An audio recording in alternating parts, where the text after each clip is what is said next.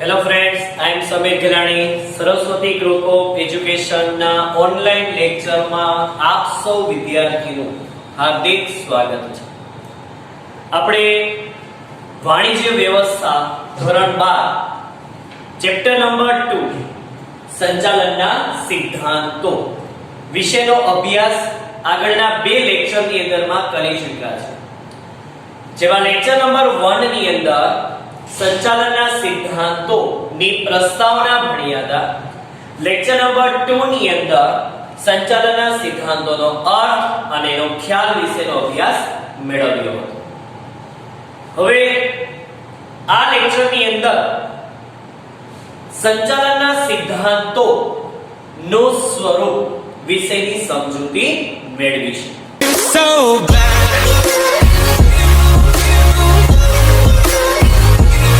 સંચાલનના સિદ્ધાંતો ની એક વ્યાખ્યા હતી, જે વ્યાખ્યા આપણે રીકેપ કરી લઈએ.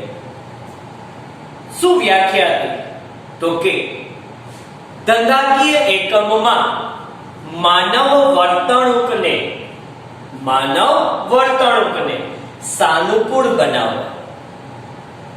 સાનુકૂળ બનાવવા માટે જે સિદ્ધાંતો ઘડવા પડે છે, રચવા પડે છે, અપનાવવા પડે છે, વિકસાવવા પડે છે, પરિણામે ધંધાના ધ્યેય સરળતાથી સિદ્ધ કરી શકાય છે.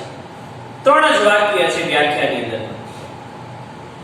એક તો પેલું માનવ વર્તનને સાનુકૂળ બનાવવા, બીજું સિદ્ધાંતો અપનાવવા વિકસાવવા પડે, અને ત્રીજું ધ્યેય સિદ્ધિ સરળ બને. તેને કહેવાય સંચાલનના સિદ્ધાંતો. હવે સંચાલનના સિદ્ધાંતોનું સ્વરૂપ એટલે શું? તો કે લાક્ષણિકતા. કોઈ બી રીતે પૂછાઈ શકે. આપણે આ પ્રશ્ન 2 માર્કનો અથવા 3 માર્કમાં પૂછાઈ શકે કે સંચાલનના સિદ્ધાંતોનું સ્વરૂપ સમજાવો અથવા સંચાલનના સિદ્ધાંતોની લાક્ષણિકતા સમજાવો. આપણે એક સૂત્ર આપ્યું છે, માસા આસા.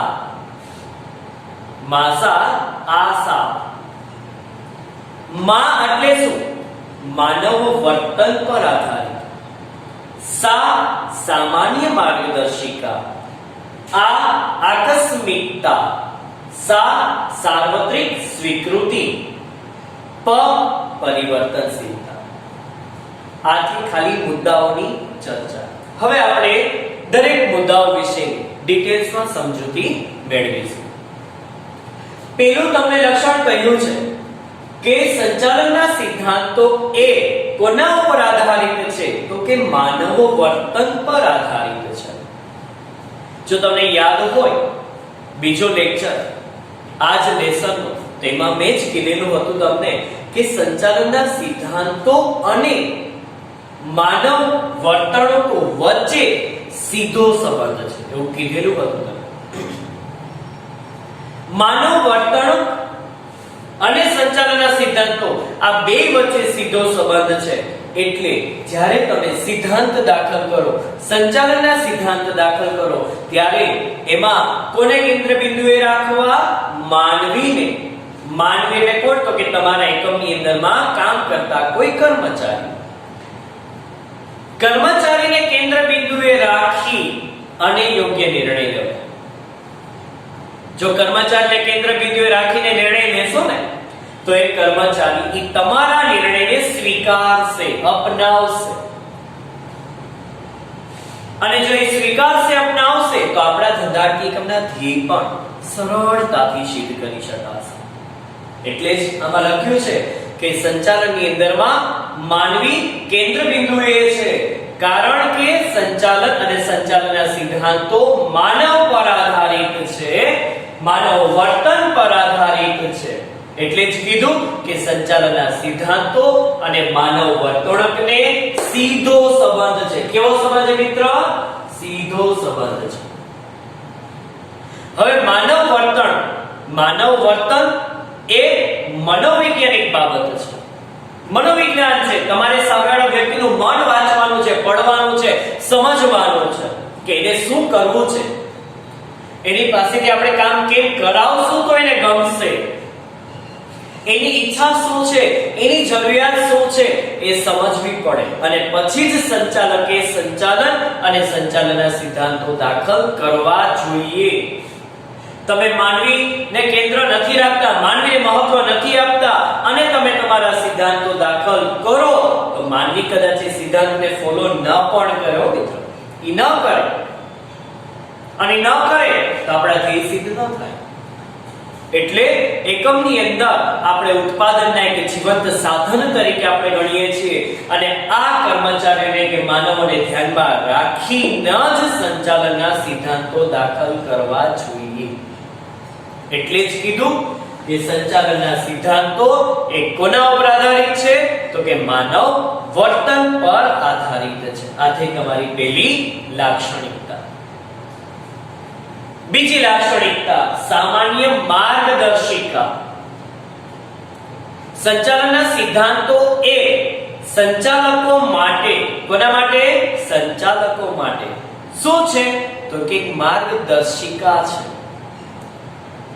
જ્યારે કંપનીની અંદર જુદી જુદી પરિસ્થિતિઓ ઉદ્ભવે અને એ પરિસ્થિતિ પરથી અનુભવથી તારવેલા તારણો દાખલ કરવામાં આવે તો જુદી જુદી પરિસ્થિતિ પ્રમાણે પણ તારવેલા તારણો અલગ અલગ હોય, એક જ તારણ ના હોય.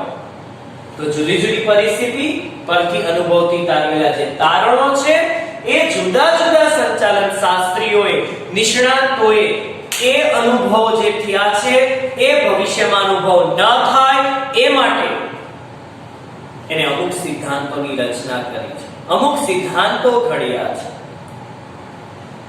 ધંધાનું સંચાલન કરતી વખતે એકમની અંદર ઘણી બધી જટિલ સમસ્યાઓ ઊભી થતી હોય છે. જ્યારે તમે કોઈ એક કંપનીનું સંચાલન કરતા હો, ધંધાનું સંચાલન કરતા હો તો સ્વાભાવિક છે તમારા ધંધાકીય એકમની અંદર ઘણી બધી જટિલ સમસ્યાઓ આવવાની છે, મુશ્કેલીઓ ઊભી થવાની છે, ધંધામાં મુશ્કેલીઓ ઊભી થવાની છે. કેવી હોઈ શકે તો કે ગ્રાહકોની ફેશન, રુચિ, ટેવ, સરકારના નીતિ, નિયમ, કાયદાઓ, હવામાનમાં થતા ફેરફારો, તાપમાનમાં થતા ફેરફારો, આ બધાની અંદર સમયાનુસારે એમાં થોડા ઘણા ચેન્જીસ થતા રહેતા હોય છે અને આ સમસ્યાઓ પણ પાછી દરેક ધંધાકીય એકમમાં અલગ અલગ હોય. બધા ધંધાકીય એકમમાં લાગુ નથી પડતી. જેમ કે હું તમને એક ઉદાહરણ આપું, અત્યારે કોવિડ-19 ના કારણે, કોરોના વાયરસના મહામારીને કારણે જે લોકડાઉન હતું તો લોકડાઉનની અસર સમાજની અંદર, સામાજિક ક્ષેત્રની અંદર ઘણી બધી જગ્યાએ પડી છે, પણ અમુક ધંધાકીય એકમની અંદરમાં એની અસર પાછી પોઝિટિવ છે. અમુક કારખાના બંધ કરી દેવા પડ્યા હતા, બધા કારખાના બંધ કરી દેવા પડ્યા, આપણા ધંધાઓ બંધ કરી દીધા હતા. પણ એ જ સમયમાં અમુક ધંધાકીય એકમ ચાલુ હતા, જેમ કે દૂધની ડેરી, પ્રોવિઝન સ્ટોર, માસ્ક બનાવતી કંપનીઓ, સેનિટાઈઝર બનાવતી કંપનીઓ. જો આ બધા માટે આ સમય સારો છે, આ સમયગાળા દરમિયાન કમાઈ લીધું, ઘણું બધું કમાઈ લીધું. બાકીના ધંધાઓ બિચારા ઠપ, બંધ પડ્યા હતા, એટલે લોકોએ ઘરે બેસવું પડ્યું. તો બધા માટે અલગ અલગ પરિસ્થિતિઓ હોય, તો દરેક ધંધાકીય એકમની અંદરમાં પણ આ પરિસ્થિતિએ એક જ સરખું પરિણામ ના આપી શકે. તો દરેક પરિસ્થિતિ પ્રમાણે દરેક ધંધાકીય એકમની અંદર અલગ અલગ અસર કરે છે, તો એના માટે સિદ્ધાંતો દાખલ કરવા પડે છે. હવે આવા સમયગાળા દરમિયાન સિદ્ધાંતો તમને માર્ગદર્શન આપશે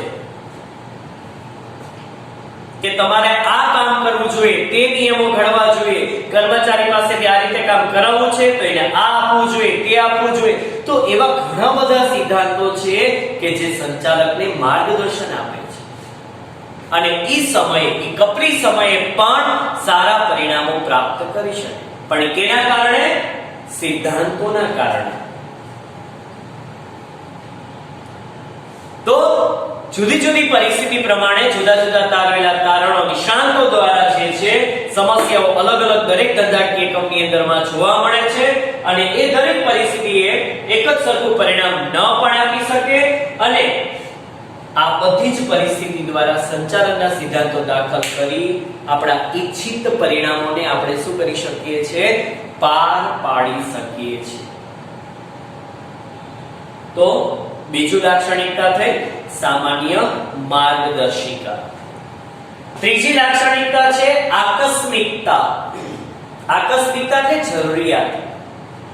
માણસની જરૂરિયાતને ધ્યાનમાં રાખીને જો એ કીધું છે કે સંચાલનના સિદ્ધાંતો લાગુ પાડે કોઈ એક ચોક્કસ અનિવાર્ય પરિસ્થિતિની અંદર આ સિદ્ધાંતો દ્વારા યોગ્ય શું લઈ શકાય છે?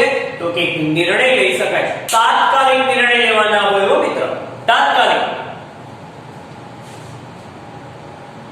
અને ઈ સમયમાં જે વ્યક્તિએ તાત્કાલિક નિર્ણય લઈ લીધા હોય અને બજારમાં અમલમાં મૂકી દીધું હોય તો એને ફાયદો થાય, અચૂક ફાયદો થાય.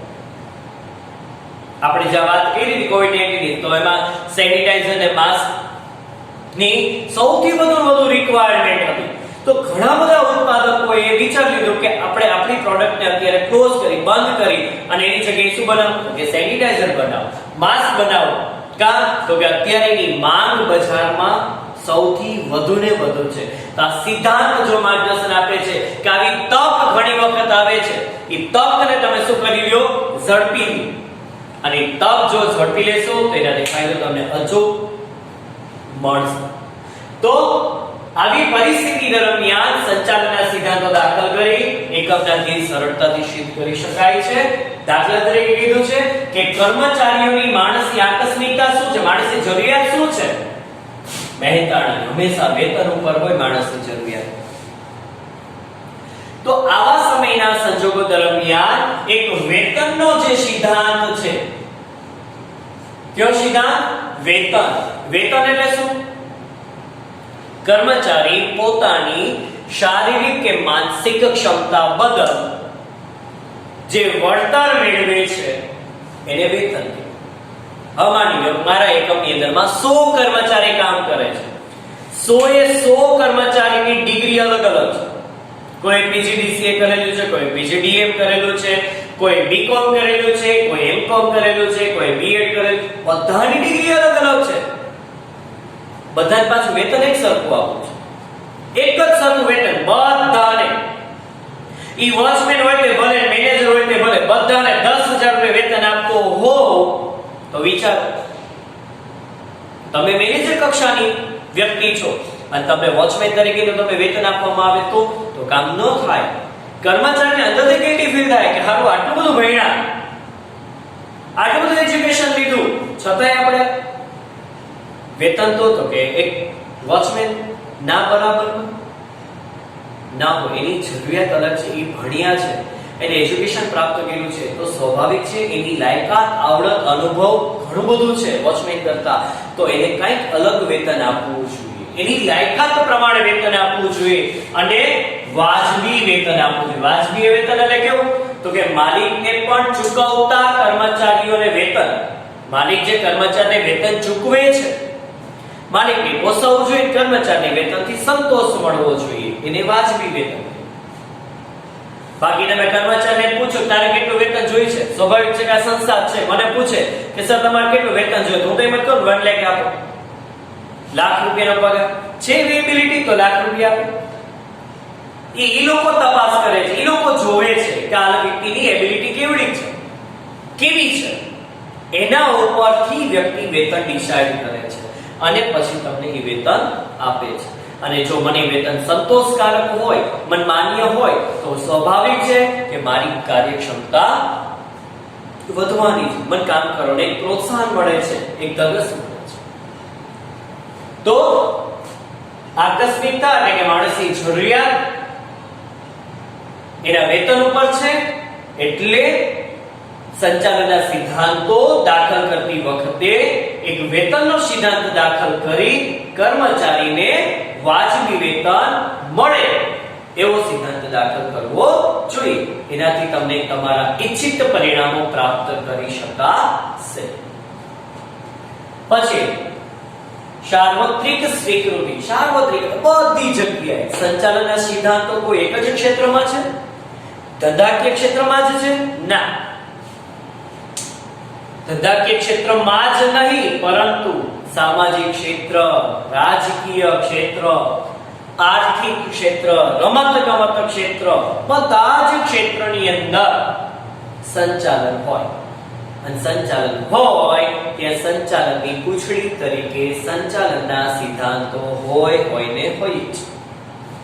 જ્યાં પ્રવૃત્તિઓ થતી હોય, સમૂહમાં પ્રવૃત્તિઓ થતી હોય, ઘણા બધા વ્યક્તિઓ ભેગા થયેલા હોય, ત્યાં સિદ્ધાંતો દાખલ કરવા પડે. જો એકલો જ વ્યક્તિ કામ કરતો હોય તો સિદ્ધાંત દાખલ કરવાની જરૂર નથી, કારણ કે બધા કામ કોને કરવાના છે? એ વ્યક્તિએ જ કરવાના છે. આજે દાખલા તરીકે હું એમ કહું કે સ્કૂલની અંદરમાં વાણિજ્ય વ્યવસ્થા જે સબ્જેક્ટ છે એ 2 શિક્ષક દ્વારા લેવામાં આવશે. તો એક સિદ્ધાંત દાખલ કરવો પડે કે ઓકે 2 વ્યક્તિઓ લે છે, ઓકે તો 2 વ્યક્તિઓમાંથી કેટલા ચેપ્ટર્સ કઈ વ્યક્તિ લે છે, 2 વ્યક્તિઓની એક્ઝામ્સના પેપર્સ કેવી રીતે, બધું મેનેજ કરવું પડે. પણ એકલો જ વ્યક્તિ જે બીએ લેવાનું હોય તો બધું એને જ કરવાનું છે, તો પછી નિયમ કે સિદ્ધાંતની કોઈ રચના કરવાની જરૂર નથી.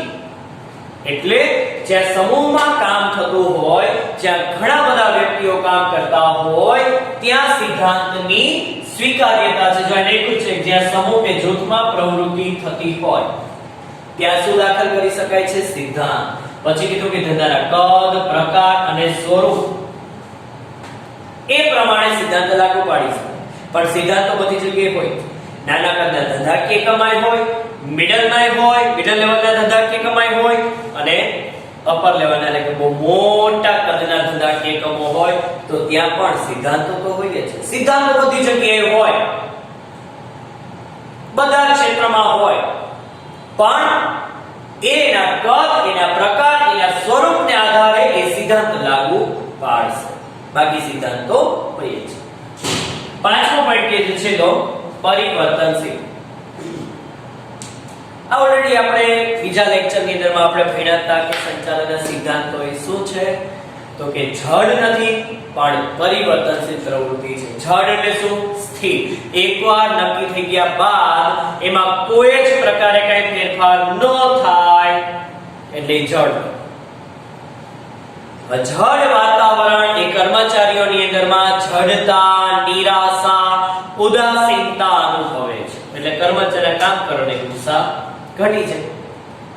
પણ સમયાનુસારે એમાં ફેરફાર કરતા રહેવામાં આવે. મોંઘવારી વધે છે તો મોંઘવારી ભથ્થું વધવું જોઈએ, પગાર વધવું જોઈએ. એકને એક જગ્યાએ કર્મચારી લાંબા સમયથી કામ કરે છે તો અમુક સમય એને કામમાં ચેન્જ કરવા જોઈએ, કારણ કે એકને કામ કરવાથી માણસ કંટાળી જાય છે. તો કામમાં ચેન્જ કરવા જો છે ને બધામાં અલગ અલગ છે, કંઈક સિદ્ધાંતમાં ફેરફાર કરવા પડે. આજે નાનો બાળક હોય, નાના બાળક પાસેથી કામ કઢાવો છો, દર વખતે ચોકલેટ આપીશ, કામ કરે, ચોકલેટ આપીશ, કામ કરે. પણ એક સમય આવે કે એને ચોકલેટથી સંતોષ મળતો નથી, એની કંઈક બીજી જ જરૂરિયાત ઉદ્ભવે છે. તો સ્વાભાવિક છે કે જરૂરિયાત પ્રમાણે તમારે એની પાસેથી કામ કઢાવવું જોઈએ. એટલે કીધું કે સમય, સંજોગો અને પરિસ્થિતિ પ્રમાણે સંચાલનના ફેરફાર થાય એટલે સંચાલનના સિદ્ધાંતોમાં પણ ફેરફાર કરવા જ પડે. કાર્ય વિભાજનનો સિદ્ધાંત કોણે આપ્યો છે? હેનરી ફેયોલે. કોણે? હેનરી ફેયોલે. હેનરી ફેયોલેના સિદ્ધાંત જે આપ્યો છે કાર્ય વિભાજનનો સિદ્ધાંત, ઈ નાના કદના ધંધાકીય એકમમાં લાગુ પડે, મોટા કદના ધંધાકીય એકમમાં લાગુ પડે, પણ એક સમાન ન હોય. જેવું ધંધાનું કદ ઈ પ્રમાણે હોય. મોટા કદના ધંધાકીય એકમમાં કર્મચારીઓ આશરે 10 થી 15000 કર્મચારીઓ કામ કરતા હોય, ઈ પ્રમાણે કાર્ય વિભાજનનો સિદ્ધાંત હોય. અને નાના કદના ધંધાકીય એકમની અંદરમાં 10, 15, 20, 50 કર્મચારી કામ કરતા હોય તો ન્યાય કાર્ય વિભાજનનો સિદ્ધાંત તો છે, પણ એની પ્રમાણે, એના કદ પ્રમાણે. તો ધંધાના કદ, સ્વરૂપ, પ્રકાર અલગ અલગ હોય છે. એટલે એક સમાન રીતે બધા સિદ્ધાંતો લાગુ પાડી શકાતા નથી, પણ બધા સિદ્ધાંતો બધી જગ્યાએ હોય તો ખરા. તો આ રીતે સંચાલનના સિદ્ધાંતો કેવી પ્રવૃત્તિ છે? પરિવર્તનશીલ પ્રવૃત્તિ. ફરી પાછા આપણે એકવાર મુદ્દાઓને આપણે રીકેપ કરી, ખાલી મુદ્દાઓને રીકેપ કરીએ. સંચાલનના સિદ્ધાંતોનું સ્વરૂપ: માસા, આશા, સૂત્ર કીધું મેં. શું કીધું તમને મિત્ર? સૂત્ર શું કીધું? મા સા આ સાપ. મા એટલે માનવ વર્તન પર આધારિત, સા સામાન્ય માર્ગદર્શિકા, આકસ્મિકતા, સાર્વત્રિક સ્વીકૃતિ, પરિવર્તનશીલ. તો તમને 2 માર્ક અથવા 3 માર્કની અંદરમાં આ પ્રશ્ન તમને પૂછાઈ શકે. સંચાલનના સિદ્ધાંતોનું સ્વરૂપ જણાવો. તો આ બધા મુદ્દાઓ આપે લખવાના રહેશે. ધન્યવાદ.